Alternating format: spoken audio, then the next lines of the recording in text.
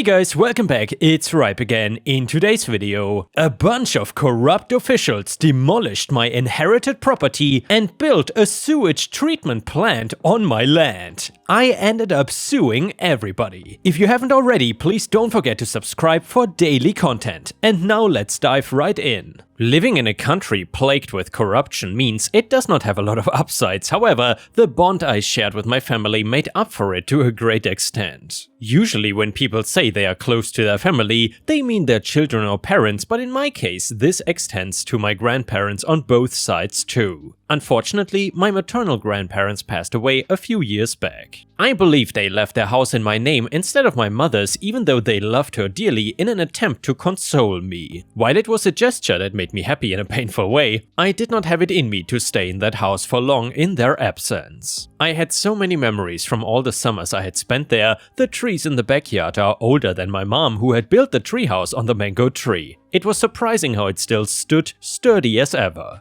I would go up there and pretend it was fort, and my grandmother would always bring me snacks and juices to combat the heat. Every time any nail on the treehouse felt like it was getting loose, my grandfather would be the one who would help me fix it. Now, every time I visit the house, I cannot sit on the sofa in front of the TV for too long without thinking of him. I cannot cook anything either without missing my grandma. It was not to the point where it was unbearable, but since I already had a home of my own, it did not make sense for me to stay there. I could vividly recall the aroma of freshly baked cookies that greeted me as I stepped through the front door. My grandma, with her warm smile and gentle eyes, would always have a plate of those delectable treats waiting for me. The taste of those cookies lingers in my mind, reminding me of her unconditional love and the joy she found in simple acts of kindness. As I stood outside the familiar gates of my grandparents' house, a mix of nostalgia and melancholy washed over me. The decision to sell the house had been looming over my head for quite some time. I knew deep down that it was time to let go and allow another family to create their own cherished memories within those walls. Reluctantly, I contacted a real estate agent and prepared to say goodbye to this chapter of my life. Only when potential buyers actually showed up did I realize that I couldn't let somebody else live here. And since I could not live there either, the only option was left to let it be and move on with my life. At least for the time being. I told myself that the house was not about to go anywhere, so I could deal with this when I'm emotionally ready. 2 years down the road, I learned the hard way that a country with corrupt officials does not let you have nice things for too long. After a couple of years, my mom got sick and I knew it was time to finally sell the house to make sure we would have money for her treatment. I could not risk this, so I drove down the city where the property my grandparent owned was in. I did not even bother booking a hotel, thinking why would I need to stay somewhere else when I had a place here. Once I reached my destination, I was shocked to find that the house was completely demolished and something was being built on the rubble. I stopped the car right in front. I could not move for a good long time. The house I tried so hard to preserve and keep in my possession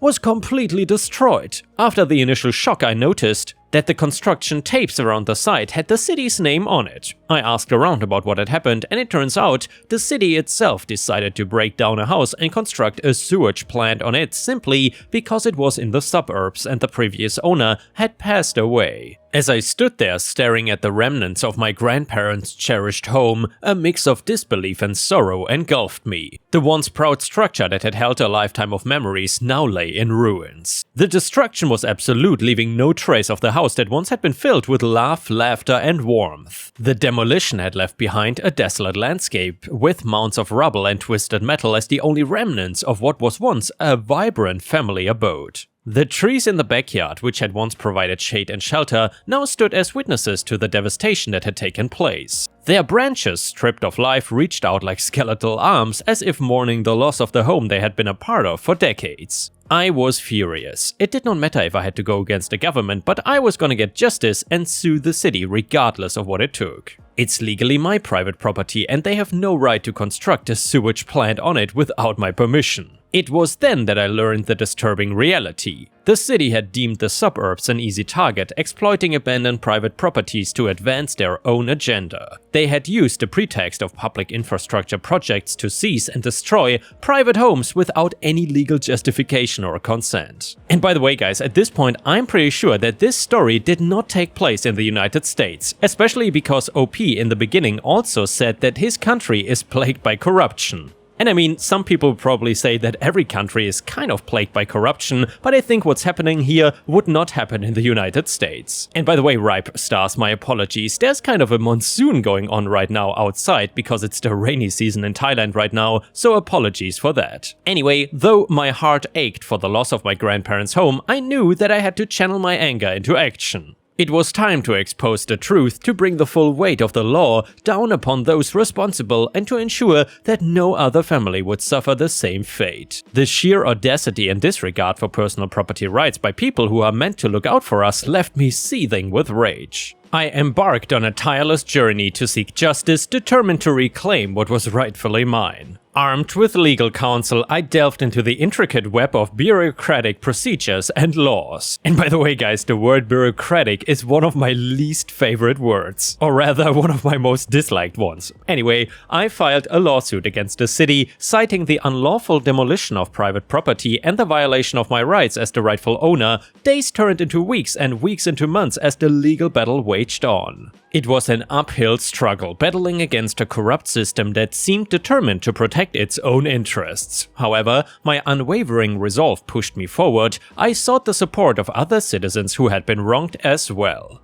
I knew this would not be enough. One of my neighbors got me in touch with a local PI and I hired him to dig into the officials behind the plant. Once he listed out every government official who was involved in this, it was not very hard to prove their guilt. We discovered that they were scamming the government by taking the taxpayers' money by saying they would purchase private properties under the government seal and build sewage plants and power plants on them to benefit the people. However, they wouldn't actually buy a property and instead built on abandoned private properties illegally. This allowed them to keep the money sanctioned for purchasing the land. To top it all off, they usually would not finish construction, which meant they got to pocket the money allotted for that part too. The evidence we had gathered painted a damning picture of corruption and embezzlement within the government ranks. Armed with this information, I handed it over to my legal team, ensuring that the truth would be exposed and those responsible would be held accountable for their actions. The scale of their illicit activities became increasingly apparent as we dug deeper into their operations. It became evident that the officials had been orchestrating a well-organized scheme to siphon off public funds for their personal gain. Our investigation uncovered a complex web of deceit. We discovered that the officials had been colluding with a network of corrupt contractors and individuals, forging documents and manipulating records to create a facade of legitimacy. Through this intricate system, they had managed to pocket substantial amounts of money allocated for the construction of sewage plants and power plants. One of the key aspects of their fraudulent scheme was their exploitation of abandoned private properties. Rather than purchasing legitimate land for the construction projects as they had claimed, they resorted to illegal tactics. They identified abandoned properties, often without proper ownership documentation, and proceeded to build the plants on these grounds without the consent or knowledge of the rightful property owners. By circumventing legal processes,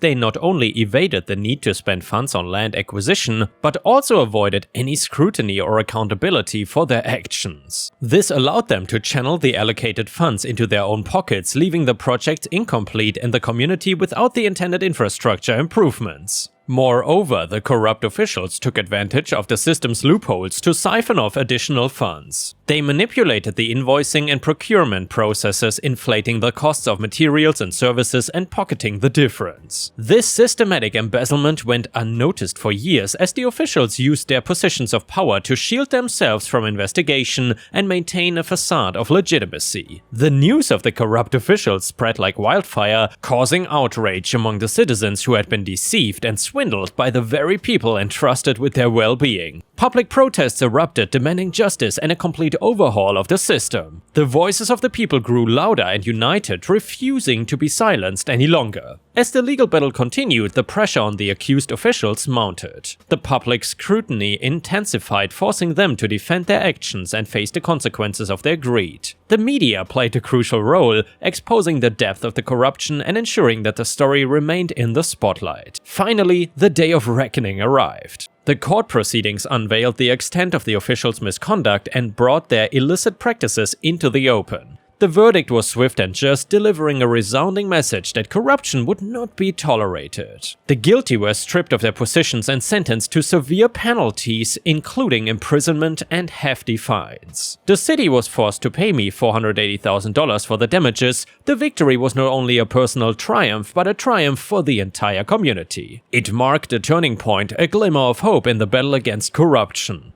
The exposed scandal led to systematic reforms, stricter regulations, and increased transparency within the government. As for my grandparents' demolished house, the city was ordered to rebuild it as a symbolic gesture of restitution. It stood as a reminder that justice had prevailed and that the rights of property owners would be safeguarded. And to be honest guys, even if this story did not happen in the United States or any Western country, it's still a good example that if you stand up for your rights, justice may prevail. Either way, if you enjoyed the story, please don't forget to like the video and maybe even post some star emojis in the comments, because that would help me tremendously. And the next one is a malicious compliance story. So my father died 20 years ago and he left me a tiny cabin house. He loved that place, built it himself and tended to it religiously. After he died, I couldn't find it in my heart to visit because every rock on the wall, every flower reminded me of him. My mother never cared for it even when my dad was alive, so within a few months I realized that it would be a while before either of us would be ready to spend time there again. As such, we called up the electricity, telephone and water companies to shut off services to the cabin until further notice. While other companies complied without an issue, the water company decided this request could be made only by the person whose name was on the bill. Mind you, their fee due to zoning and a well on our property was less than €2 per month. Repeatedly faxing the death certificates as well as next of kin transfer of the titles got us nowhere.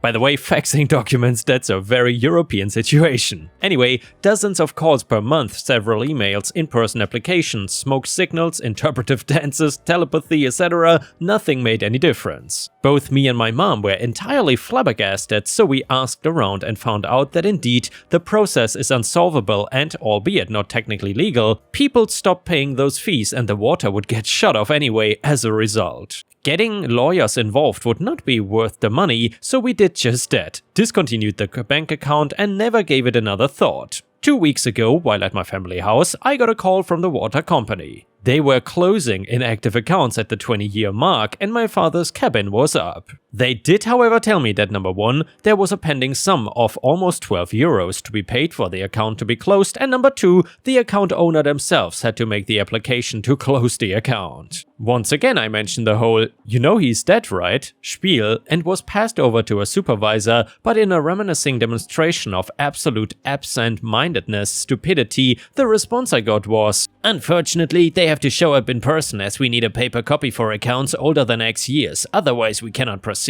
Now, I don't know how widely common this is, but in my country, you rent the burial site and grave in 3 to 5 year increments. My father's grave's 20 years were up in August and my mother decided it was time to unearth his bones and surrender the site. As such, we had just been delivered a very respectful package with my father's remains cleaned and curated only that week. Everyone that has ever gone through this process was recognized that box for what it was, and what it was great timing. 2 days later, I went to the water company's local office. I wore my most purple silky goth outfit, dark makeup and oh so heathen jewelry and carried a large bag with me. I asked to speak to the same supervisor, who, luckily for me, was in an open space area with their team's director and quite a few more desks. After confirming with her why I was there, she started telling me the whole "he needs to be here in person" thing again, but I interrupted her and told her, "I know what you will say, so I brought him with me so he can tell you himself." I plopped an Ouija board and the box with my father's remains on the desk and loudly shushed the area. Heads turned, her director looked up with the "what the hell" expression and the supervisor herself was frozen and wide-eyed. I placed my hands on the Ouija board and just as loudly started asking my father's spirit to communicate with me, show me a sign, he was there with us, reach out to me from the grave. Everyone was silent, people walking by the door stopped and stared. I threw a few "Papa, can you hear me?" in there as well for dramatic effect. In comedic timing that happens only once in a lifetime, I think a pen or something fell down from someone's desk behind me, which against the silence was quite startling. Excitedly, I moved my hand to yes and proclaimed that I needed his help in the form of his signature from the beyond in order to close this account. Finally, the director snapped out of it and came over with an "Alright, I can help you over here. I think this is enough." But hell no, it wasn't. I started gathering my things as I laid into him how asking to speak in person with an indisputably dead man of over 20 years was beyond stupid. And if I had to put up with their idiocy, they had to put up with the process of required to get a hold of him. I also mentioned that denying someone's legal title claim was lawsuit worthy, so he immediately changed his tune that I could of course close the account. He tried to bring up the fee, but I cut him off with a "don't even think about it" and walked out. It's still early, but so far there's been radio silence. My mom thanked me for handling it, but when I suggested she should write to someone higher up about this, she just said, not worth it, it's over now. What a missed opportunity for a water under the bridge comment. And yeah, Ripe Stars, I have to say, that was one of the best malicious compliance stories I've ever read. That stupid water company certainly got taught a lesson. And the next one is a hospital am I the a-hole story. So yesterday I had a doctor's appointment that I had to bring my 7-month-old son with me. Appointment went fine, but afterwards I had to head downstairs to the lab to get some blood drawn. While I'm waiting in line to check in, another woman walks up to me and starts asking about my son. Boy or girl? How old is she? Meanwhile, he is in his stroller, sleeping with a blanket over the whole front so it's darker and gives off the chill sleep vibes inside the stroller. This woman proceeded to lift up the blanket to peek inside at my son. Immediately responded with, in a slightly annoyed tone, "He's sleeping right now. He's been having a rough time with naps during the day, so he was very cranky earlier." Which is mom code for "don't wake up my baby, don't touch it." Right after I told this lady that he was sleeping, she looked up at me and said, "Oh, okay," really fast in a hushed tone. She then continued to try to stick her hand further in the stroller under the blanket, like she was just gonna be quiet now instead of taking the hint. So at that point I was mad and snapped, "Don't touch my baby. I don't know you and I already said he's sleeping." She had the nerve to tell me it was okay because she worked there at the hospital. That just made me even more mad, so I asked her, "So then are you here to draw my blood too, since you work here and you can do everything, right?" She then said how rude that was and how she just wanted to congratulate me on my baby. She told me that it was a shame motherhood didn't turn me into a sweet person who wanted to show off and brag about my baby like it does for everyone else. As she walked away, the counter opened up for me to check in and I asked to file a complaint about her being so rude and trying to touch my baby. The woman at the counter said I could and would give me the info I needed for that, but then asked if I was sure that I wanted to complain because lots of people like touching babies here. Usually the mom is not upset about it. I was literally flabbergasted that she would say that to me, so I turned around and left the whole damn hospital because I could feel a nuclear breakdown coming. I called the hospital later and explained what happened and that I needed to reschedule. The woman on the phone apologized on behalf of the hospital and said that she would file the complaint for me. Now that I've simmered down, I do sort of feel a bit Karen-ish because I've never filed a complaint about anyone before, but I'm still so mad about the way they talked to me at the clinic. And yeah, Ripe Stars, honestly, I don't feel that OP was the Karen here because how the people at the hospital acted, that was completely unprofessional and unacceptable. I mean, OP even told that lady that the baby is sleeping and obviously she wanted to keep it that way. And just because this woman had some kind of weird desire to touch OP's baby, that does not give her the right to simply ignore what OP, aka the mother, is saying. Also, all the comments made from both that secretary or whatever it was at the hospital and the person itself that was touching the baby was simply incredibly rude and also stupid. And seriously, it's simply not true that every single parent wants to show off their baby and just let strangers touch their kid. That is just asking for trouble if you ask me. Anyway, a person in the comments says, not the a-hole, at the very least, unless the person is gonna examine the baby, they should be asking you for permission first. Comment number 2, not the a-hole, you told her not to touch your child and she continued to do so. You were right to file a complaint. I don't think people would hesitate to file a complaint if she just kept going around touching adults when they told her not to. That is what she was doing, but to someone who couldn't stand up for themselves because they were a baby. She would have most likely kept doing it, trying to use her position at the hospital to justify it. So yeah, Ripe Stars, let me know what you think about this in the comments. Do you think OP was acting like a Karen and was being an a-hole here, or not? And with this, we have reached the end of the video. However, if you cannot get enough of my content, please check out my endless playlist, where you can find thousands of hours of content. In addition, please don't forget to subscribe to my channel to not miss any of my daily uploads. Thank you so much in advance, and I hope to see you again tomorrow.